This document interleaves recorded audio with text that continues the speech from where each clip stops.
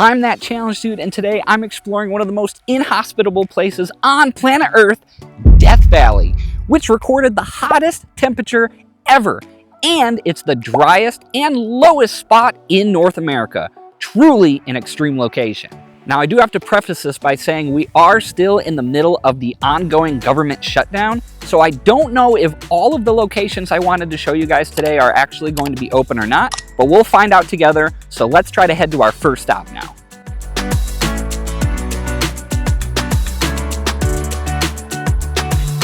We are now at stop number 1 inside of Death Valley.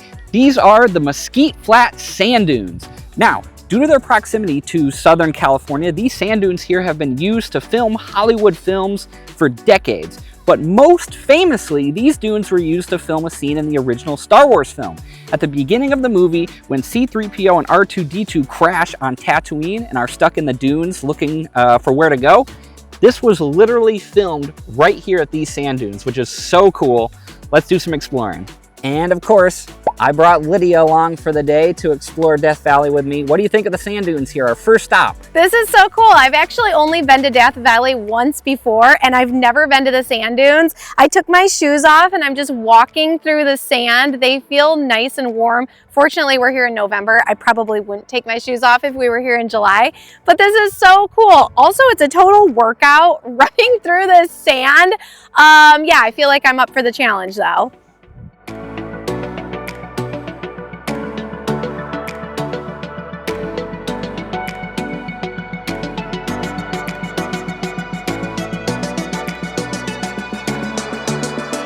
We're leaving the sand dunes now. Weren't there for too long. We got a lot of stops to make today, but that was a really great way to get our time in Death Valley started. Let's head to the next spot now.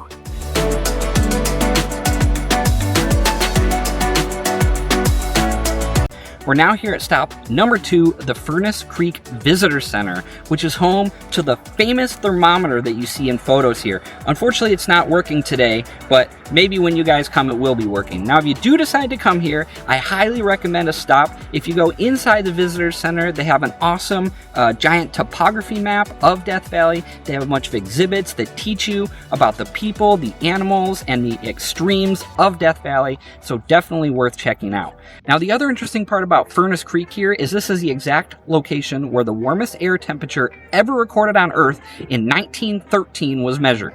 That temperature was 134 degrees Fahrenheit, 56.7 degrees Celsius. Again, the warmest temperature ever recorded on planet Earth. Now, this is also a great stop to tell you guys about how Death Valley got its name. There is a really long story, but the short story is that a group of explorers were looking for a shortcut to the California gold fields during the California Gold Rush in 1849. A member of the group died, so just one person, but that was enough to scare them and have them call this place Death Valley. They started sharing that name with other people in Southern California, and that's what it became known as.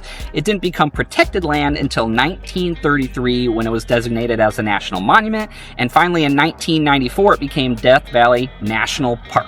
So let's go inside and check out the visitor center now.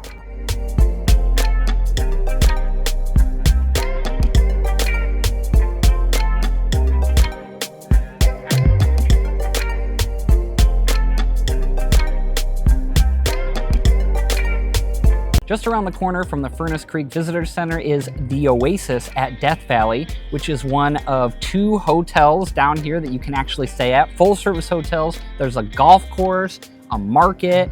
We're sitting in an outdoor little museum here, so we'll go explore all that in a minute, but I think the first thing that we're gonna do is eat our subs here for lunch because we're getting hungry from all this exploring.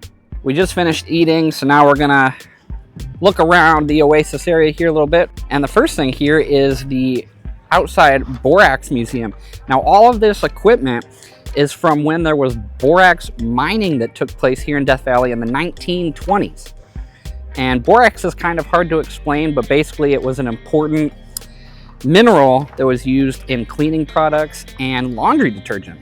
Obviously, we have better materials now, but it was big at the time and made this area profitable to mine.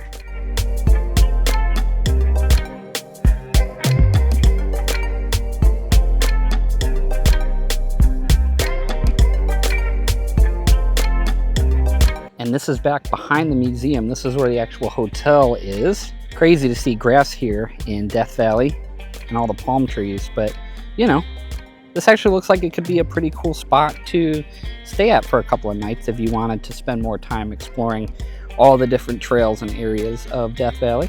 Right behind the main check-in building, they've got this epic little park area with this fountain.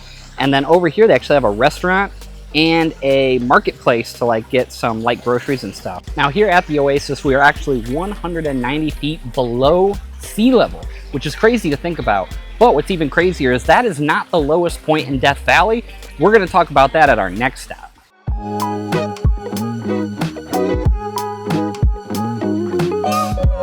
We are now at our next stop. One of the coolest things that you can do in Death Valley is taking a look at all of the salt flats that are behind me here. Now, because we're in the lowest part of the valley, all the water from the mountain seeps down to this part, then bubbles up to the ground, and as it evaporates, it leaves behind salt, which gives us these crazy views that you're seeing right now. Nothing can grow down here, so it's just dirt and sodium chloride all over the place. Now, the best salt flat to visit, in my opinion, is Badwater Basin. Badwater Basin is the lowest point in North America, 282 feet below sea level or 82 meters below sea level. Now, we can't actually visit Badwater today because of flooding damage on the road, so the whole road to get there is completely closed off. And that is very ironic because Death Valley here is the driest spot in North America as well, with an average of 2.3 inches of rain per year. That's it. And flooding damage? Okay, so this would be the second best salt field here, which is right before you get to the Harmony Borax Station and a little bit before you get to the visitor center as well. But I mean, these are crazy views.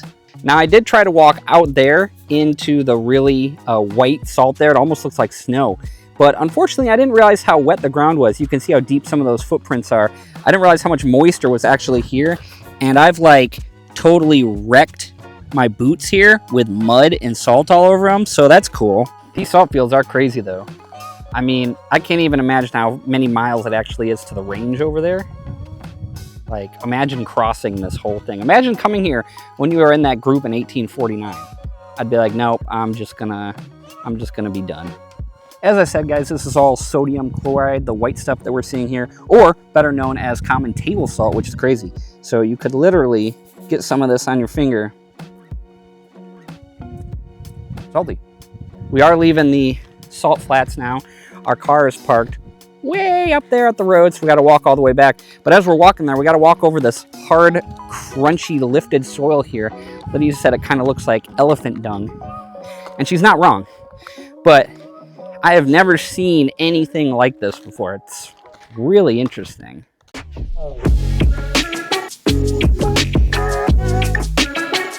So this is the road here, as you can see, that would take you down to Badwater. It's another 17 miles from this spot right here where they've closed the road. They said there's flood damage, so we can't go down there. But I guess that just means we have to come back sometime. If it is open when you guys decide to come though, make sure you go there. That's definitely the best salt flat that Death Valley has to offer. Now, unfortunately, another really awesome site that I wanted to go to that I can't that's down this road is Artist Palette, which you see is about 8 miles from here. That's a section of the hills that has green, pink, purple, red colors all splashed over the rocks from a bunch of different types of metals that have oxidized in the soil over time. But those are 2 spots I definitely recommend whenever this road reopens. And the other cool thing to see from this spot is the Panamint Mountain Range, which is actually the mountain range that borders Death Valley to the west. Right off behind me there is Telescope Peak, which is 11,043 feet in elevation. That's the tallest mountain in the Panamint Range. So we're here at our next stop, which is the Death Valley Inn, which was built in 1927 when tourism was just starting to become a thing here in Death Valley. It's a great stop because they have nice bathrooms, but also it's super historic and it's got those really cool old Spanish colonial vibes to it. So definitely make a stop here. Now, another reason I like stopping here, other than being a good bathroom break, is that you get to take this tunnel into the hotel, which is pretty cool. That's weird. Whoa. That's giving haunted. It's not giving haunted. This is 100% haunted. That's so creepy. This is so random. That's so creepy. I don't like it. I don't like any of this. And then all of a sudden, and then there's just a hotel. You're in a hotel. Whoa. That's so weird.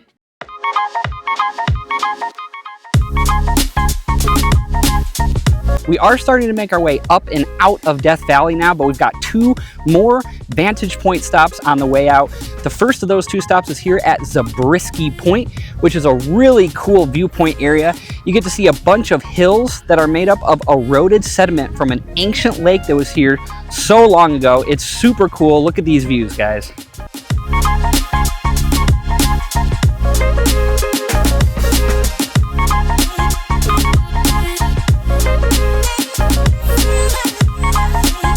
I am heading back down to the parking lot now. We got 1 more stop to make here in Death Valley, and then it'll be on the way back to Vegas.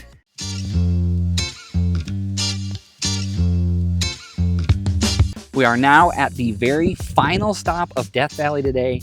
We are at the tallest observation point that you can get to for a vehicle to see all of Death Valley down below us. This is Dante's View. And we're actually really surprised at how chilly it is up here because it was really warm down there at the bottom, and it is almost cold up here, especially with this breeze.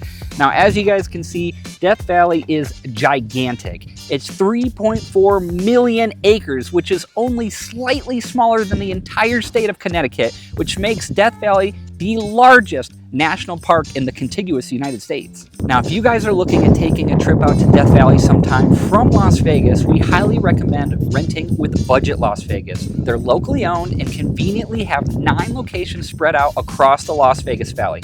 We ended up renting from the location near the Orleans. The process was simple. They have SUVs, cargo vans, and trucks, everything you could imagine. We ended up getting a big SUV, and it was perfect for our trip here today. Now, if you don't want to rent a car, I personally recommend taking a tour with either Pink Jeep Tours or Max Tours. Andrew used to work for Pink Jeep Tours. They would come out here all the time. We've also taken Max Tours just for our own personal fun. They're great. The guides are great. So there's a lot of options on how you personally can get out to Death Valley.